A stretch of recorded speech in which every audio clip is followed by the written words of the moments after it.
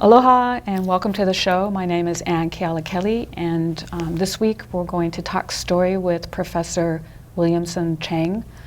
Welcome to the show. Oh, my pleasure. And one of the reasons that we're having the show with you as our guest is because of a presentation that you and Keanu Sai and Willie Kauai did last week at the law school. And it was a great panel with 3 different narratives taking place about the one narrative of the occupation. But one of the things that you didn't get around to discussing was the DOI hearings. Right. And I think a lot of us had attended in hopes of hearing, because the show was, the panel was advertised as the fallout of the DOI. The fallout of the DOI hearings. Right. Clarification. Right. So it was a great panel, but it was just not quite on that topic. Not quite on that topic. And right. So I'm hoping that in this show we can talk about a number of things, but that's where I'd like to begin is what your thoughts are in a post-DOI hearings, September 2014. Okay. So what's happened since then, and what did it mean? And what did it mean? Because I think it was sort of like, we sort of like dropped off after that. Well, I think there was a lot of backstory. The front story was the hearings that were live on Olelo, and you could see people being emotional, and you could see people saying a lot about the kingdom still exists and American occupations, and people holding signs saying no treaty, no annexation. That was the front story. The back story was a lot of Hawaiians who were watching saying, one of the things they said is, wow, I'm not going to go there because if I make my opinion known, which is in support of federal recognition, I'm going to get booed and things like that. So a lot of people stayed away. So one of the stories about the oral hearings is it was followed up by a period of when you can file written comments, and the written comments were very pro-federal recognition. There were 65% were pro-federal recognition and only 35% were against. Because our people didn't line up to do the written, the other side organized a campaign to do the writing. So where are we now? We've got the oral is almost unanimously against. The written is 65-35 for. Our congressional delegation, guess which way they went? They're for. Our governor, which way did he go? For. OHA, which way did he go? For. For has, pro-federal recognition has the momentum and what they call the silent majority. So, the silent majority is sort of like a take on the right-wing silent. If you want to call it the right wing, that's fine. It's people who are saying the strongest argument was we need to save Hawaiian programs. The best way to do it is federal recognition. And they're talking about $70 million about a federal 150 money. programs, $70 million. They're even talking about Hawaiian homes, and they're even talking about programs like Kamehameha schools. So people are convinced on the other side that the only way to save these federal grants is to form a tribe. Are they right? They might be right. I don't think they're completely right. They have a point, and the point is there's a case in the Supreme Court of the United States which said if you're a tribe, you can give preference to Native American tribal members. So they're betting on that. That's the position that we never really heard from, is that most people have been convinced that to save Hawaiian programs that are under federal entitlements, you got to go federal recognition. Now, what do I think is going to happen? I think... Wait, before you go on to what you think is going to happen, because, the future hasn't arrived yet, so we'll get to that in a minute. But back to this thing about getting this federal money. My understanding of federal recognition, or anything that even looks like federal recognition, because the Alaska Native Claims Settlement Act is an example of what some of our situation might be made to look like, and that turned into more of a corporate, a list of corporate entities. That's correct. But the thing is, that also came with a huge land settlement. And one of the issues, the largest issue is what's going to happen to the Crown and government land, which is referred to by the United States state government and federal government as the ceded land.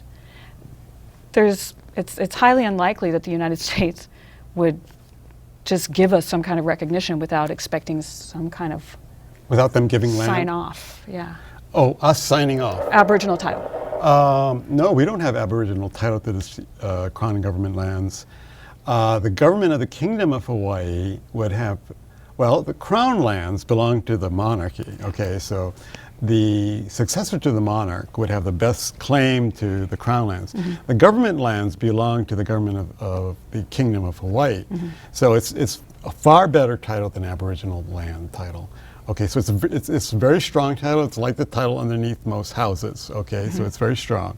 So on that point, it's one of our strongest points is the United States stole that land in a way, took it, and there's no deed showing that how they got it. In other words, there was this so-called overthrow, which was really a rebellion that the United States staged, or as you put it, it was really the United States which overthrew. Sponsored. Sponsored is not even a strong enough word, yeah. But the United States really stole these lands or took these lands without any legal right. So if you take something or land, particularly of another person, what should you do? You should give it back, or you should, if you can't give it back, and there's no reason why you can't give it back, even if it's got new buildings on it, even if it's got people living on it who don't know anything about the wrong, you're supposed to give it back. The United States, okay, powerful enough not to give it back, has at least got to pay sufficient money for the back rent of the use of lands wrongfully. Like reparations. I wasn't going to say reparations. Well, that's a really sounds legal term, right. but that's what we mean Sort of by like, reparation. let's settle the bill. Let's settle the bill. Right. So there's a huge amount of money that the United States would owe to the government of the Kingdom of Hawaii. So, and my point that I was making on September 2nd at that forum was Hawaiians are very divided on this sovereignty issue. They're divided between federal recognition and deoccupation. Some of them are learning it for the first time. I was going to say, I mean, does it count? Is it right to say we're divided if, like, people don't actually understand what their rights are? Yeah, that's a very good point. Although what we heard a lot at the DOI hearings was deoccupation. Do they know what it means? Well, at least they got the last step right. I mean, we are deoccupied. You mean we're occupied? Oh, we're occupied. We want to be deoccupied. They got that right. I think federal recognition doesn't recognize the powerfulness of that statement, and they need to be educated on that. I think federal recognition people need to be educated on the fact that this is a foreign country. And for the DOI to come in here and say, let's organize Hawaiians as a tribe, the DOI only has jurisdiction within the United States. This is the Department of the Interior. The interior is what? The interior, inside. Exactly. It's like interior decorating, right? Okay, so they're in charge of the interior decorating of the United States. It'd be like them going to England and saying, let's make Anglo-Saxons a tribe. They wouldn't have any right to do that. Okay, so why do they have the right to come in here into a foreign country which has never been taken over by the United States and say, let's make Hawaiians a tribe? That's a real downer for Hawaiians. That's like really getting a lot less than Hawaiians are. Hawaiians are independent. You know, this is one of the things we were talking about earlier. I'm always surprised by Hawaiians who are pro-federal recognition and this issue of $70 million federal dollars a year. You know, if we were in control of our own resources and land, we wouldn't need any federal money. We would be able to, those resources would generate more money than we actually need. That's so true. I've never quite, the only argument that I see them making, and it's not to say, I don't want to say it's a good argument or a bad argument, but it's almost a non-issue. But the argument that they appear to be making is, well, the United States will never deoccupy, so let's not even try. That seems to be kind of like it's the argument of surrender. It's the argument of surrender. It's not an argument. I mean, you're not arguing if you're argument. surrendering. Right? It's like, you know, why should UH go to the stadium this Saturday? Yeah, why even Well, bother they play showing up? northern Iowa, so they Well, they might have a chance. But, you know, when USC comes to town, maybe they should just stay home and, you know, hang up their helmets in the locker room. How do you reply to that? Well, it just doesn't make sense to me because, first of all, this is our world. This is Hawaii, and as Hawaiian people, we have kuleana that, you know, never mind law, we have genealogical kuleana. So I don't understand why to give that up. Right. Why, there's no Right. amount of money that's worth that. And I don't understand the logic of surrender. I don't understand the logic of agreeing to be oppressed. That's true. You've hit it right on the nose. It's like 100 years ago, your village got wiped out, people got killed, maimed, your lands were taken, and today you're going to say, well, it's a long shot. What do you mean it's a long shot? That's justice. That's what the truth is about. That's what everything's about. That's what Mandela's about, what Gandhi was about. If we gave in and said, just because, time has passed, Yes. time heals all wrongs? No. In other words, the longer you do something wrong, it becomes right? No, that's not the right way to think. In other words, there clearly was one of the greatest wrongs done in the world, done here, and to simply say, I don't believe it's going to be changed, is like giving up on everything you believe in. But then again, see, this is the part where I just say, well, I don't, because I know some of these people. They're nice people. And that's not even the issue, whether or not somebody's a nice person. I don't understand the logic behind it unless they really just prefer to be American. They don't want to have to take care of their country. They rather exist in this like tribal kind of entity where it's just, us and a few corporations, and we have a few $1 million, and some people have more and some people have less. I mean, there just seems to be quite, it seems to be about being American. The way I look at it is the United States is trying to bribe people off. Okay. That's one. Number two is a lot of the people who are saying it's a long shot, it's never going to happen, are not Hawaiians. They're people who've come here and settled in here, and they have nothing to lose by saying we don't want to go for it, because they've gained a lot. They've gained lands, and then what do they say? They say, well, I don't understand Hawaiians. They grumble. If they worked hard, they would be like us. And aren't they so lucky to be American? And what they don't see is the idea of a homeland. Like if I'm Chinese, so I can use myself. I'm Chinese Hawaiian. Like if a person from China, pure Chinese, came here and said, oh, why don't Hawaiians work hard and succeed like I did? I went to college and well, you have a homeland as a Chinese. It's called China, and it's a place where they speak Chinese, they eat Chinese food, they actually cook very well. China's going to be around forever. You've got a military. You don't have to worry about speaking Chinese, cooking Chinese, because there always is a place where that will be kept alive. You can always go there. What do Hawaiians have? Hawaiians' homeland is here. It's now occupied. They have to learn Hawaiian in the midst relearn in the midst of a foreign occupier. Hawaiian food, culture, practices, traditional gathering has to be practiced under the eyes and under the law of a foreign occupier. In other words, homelands it's all about homeland, not race. In other words, everybody who comes here has a homeland somewhere else. And why shouldn't Hawaiians have their homeland? So the question becomes, how did we lose it? We didn't lose it. We thought we lost it. The United States fooled us into thinking we lost it.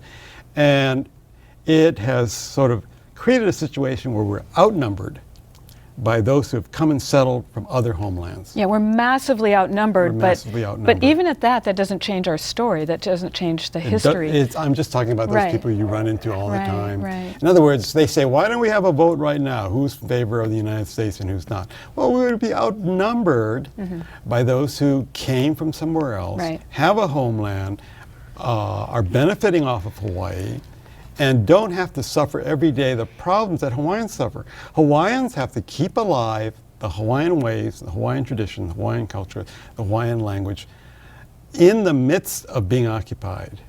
Native Americans are in the same boat. We're conquered people. The other group of Americans, they're the consenting people. They came from England, they came from Germany, They Italy. immigrated. They consented to come here. They have a homeland somewhere else. They can go and look at olive oil in Italy. They can go back and speak Irish and things like that. They're in here and they're free to reinvent themselves. That's where they have the edge. A Hawaiian young man is still fighting the battles that Liliuokalani fought. And what does he do? He's angry. He's angry at the fact that the United States took over. Well, what do you do with anger? You can't go and punch a cop in the nose. You can't just go out there and shoot people. Anger gets internalized. What happens when you internalize anger? The psychologists say the first thing is depression.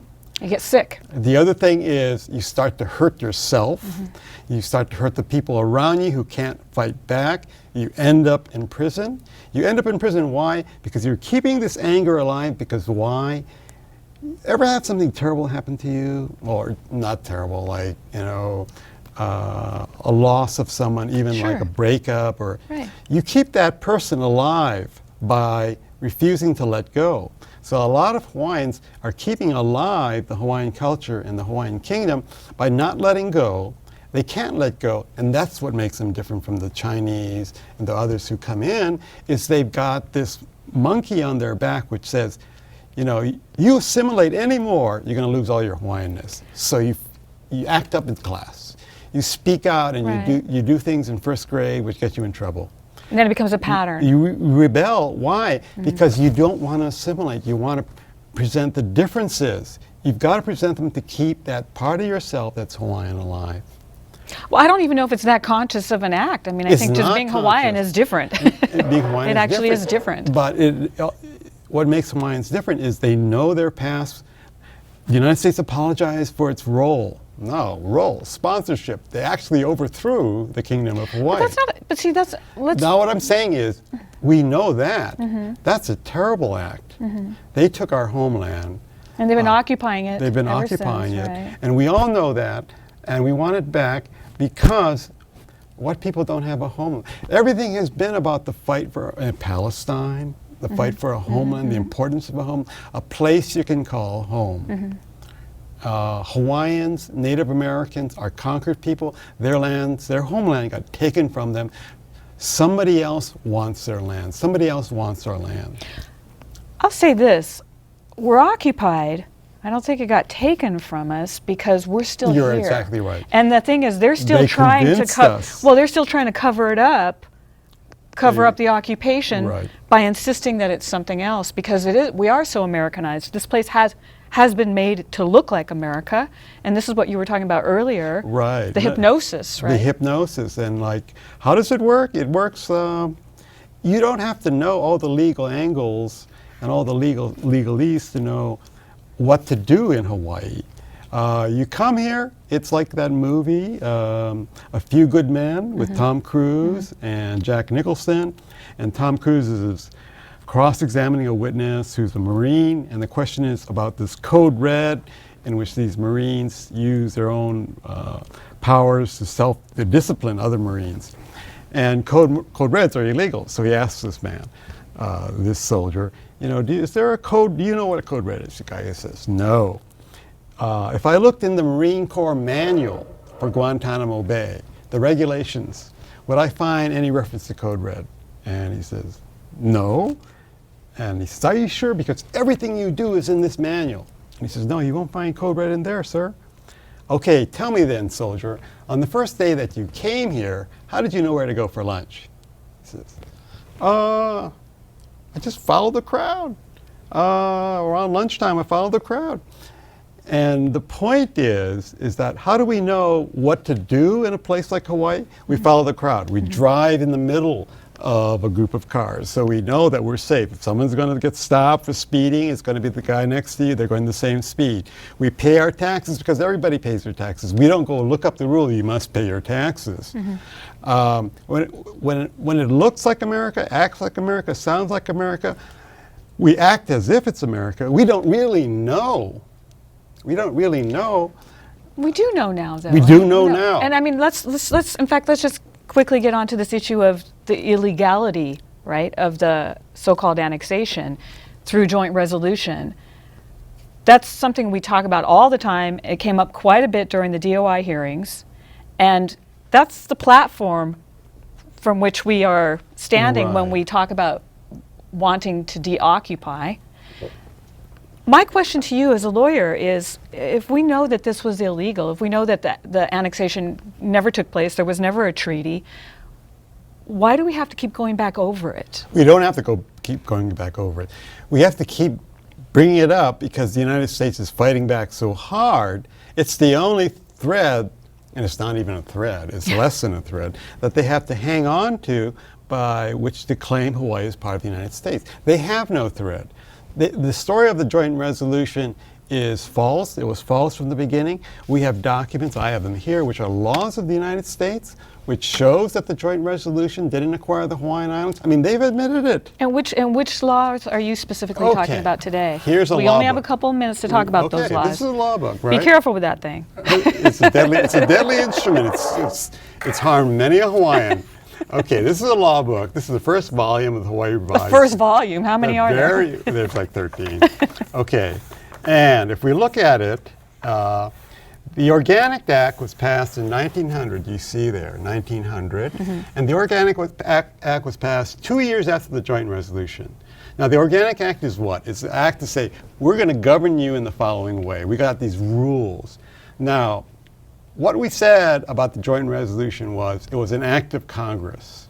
It can't have any power to take over the lands of Hawaii, because if a legislative act of the United States could take Hawaii, a legislative act of Hawaii could take the United States. It's just logically impossible. Right.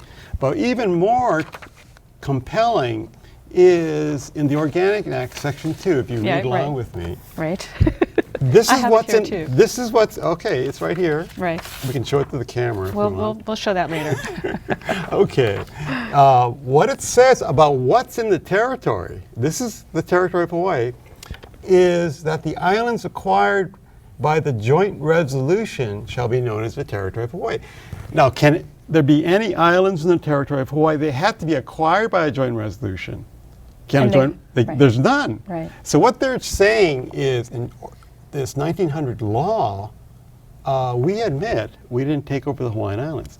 They did it again at statehood. Okay, let me show you. This is a law book. I know. I guess we all need to get a copy of this book too. By the way, we don't have to decode anything in this book, do we? No. Okay. You've been through decoding. Not really. It's an Army thing, a Navy thing. When we were admitted as a state in 1959, take a look at this. I'll make a long story short. Yeah, I mean, this is obviously a page turner. Okay, this is complicated. Why? Because they want to fool us. Okay. They want to mislead us.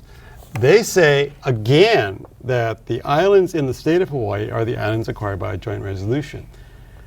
No joint resolution can acquire any islands, so is there anything in the state of Hawaii? No, by their own laws. Admission. So they're just using language. See, again, this is why people They don't like confess. lawyers, though. No, because they I'm a good hide. lawyer. No, I'm a good there's some lawyer. good lawyers, but I'm just saying this is what happens with American law. That's true. In other words, lawyers were so good at hiding this that since 1900, we've been under this false belief that this island, Oahu, is in the state of Hawaii. It's in the United States, when the laws of the United States say the otherwise. In other words, I don't have to go any deeper. Well, it started calling it a territory, remember? It didn't become the so-called But the state. territory was part of the United States. So in other words, if it's not in the territory, it's not in the United States. Right. All you really had to know is that first one. If it's not in the territory, it's not in the United States. They admit that 2 years after they claimed that the joint resolution acquired the Hawaiian Islands. So in other words, no matter what you hear, if you look at this book, it's their book. It's their book. This is their law. They say the islands are not part of the United States.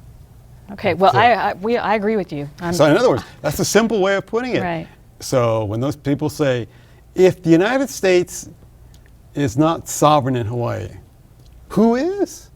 So there must be some other entity. It's the last kingdom that was here. Last government here that's valid is the Kingdom of Hawaii. And that's the other thing. The provisional government wasn't a valid government. That's right. So it would have to be the government of 1893. It was the government before the overthrow. The United States admitted it wasn't valid government in the Apology Resolution. And if the provisional government wasn't valid, the one that came after that, called the Republic of Hawaii, sprung out of that, fruit of the poisonous tree. Right. The Republic of Hawaii is not a valid government. Okay, well, let's link this up to the DOI hearings and the quote-unquote fallout. So let's talk about that future that I said hasn't happened yet. Okay, the fallout was, it was a massive show of the people who spoke knew these facts. I mean, they didn't know this, how to show it. They watched other people. They learned. They hung out with the right crowd. They didn't drive down the freeway on the American highway. They drove down the Hawaiian highway and they hung out with Keanu Sai. And Keanu Sai was pointing out, and I was pointing out, that the United States itself says that it's not sovereign. And if it's not sovereign, it's here though. There's no question it's here. I can't go out there and obey kingdom law without getting arrested. Sure. It's here. If it's here and not sovereign, what do we call it? Occupied. Right. That's all that occupied means. It's like you're in somebody else's house and you're running the house as if it's yours. Right. And you're occupying somebody else's Squatting. house. So you're squatting. You don't have any right to it. And you have no papers that show you have any right to it. Are there any papers that show how the United States acquired Hawaii? On a statue, I think there's a statue, the McKinley. That's not paper, that's McKinley. stone. It's a picture. It's an image of a piece of paper. But well, is there anything signed by Hawaii No. and the United States? Yeah. Usually, to transfer something to another person, you've got to have a signed by, like Sears sells you a laptop and you sign by your credit card. It says Sears. Yeah. So if you It's ever a have contract. it's a contract. If you ever have to take that laptop back to get fixed, you bring the receipt and so Sears says, did we sell this to you? And you show them, like, you did. Okay. The United States has no receipt for Hawaii. It has no receipt. Why? Because there's no treaty. There never was a treaty. The joint resolution was written by the United States itself. It's like you taking a laptop from Sears and writing a receipt, says Sears gives me and I take. It's only in your handwriting, right? Right. It's not really Sears' signature. That's what they did with the joint resolution. It's just one party's word. And they knew it. And they still know it. They knew it. And I've got records here of the statements made in Congress at the time the joint resolution was debated. Everybody knew it had no power. By the way, and I'm wondering if you can put this up online, because I have your statement to the It's DOI. online. It is online. It is online. Where can they find it? Because we have about It's one more minute and I have Hawaiian- one quick question I want to Hawaiian ask you. Kingdom blog.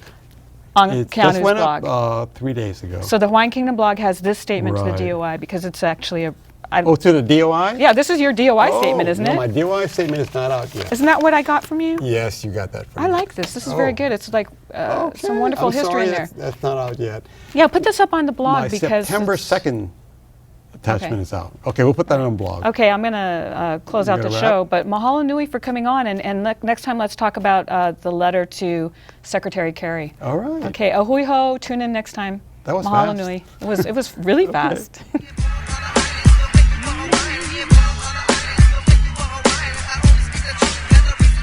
What is a true Hawaiian? Mana. What's a true Hawaiian? Ha'aheo. What is a true Hawaiian? Aloha. Tell me what's a true Hawaiian? Ikaika.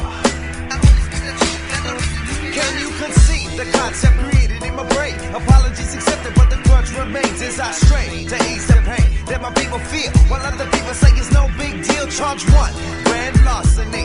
Uncle Sam better wash his hands because they're filthy. He did the dirty deed, can't you see it's hurting me? So I live my life day by day, keep asserting myself so that I may reach my full potential. Thanks and praise is not essential.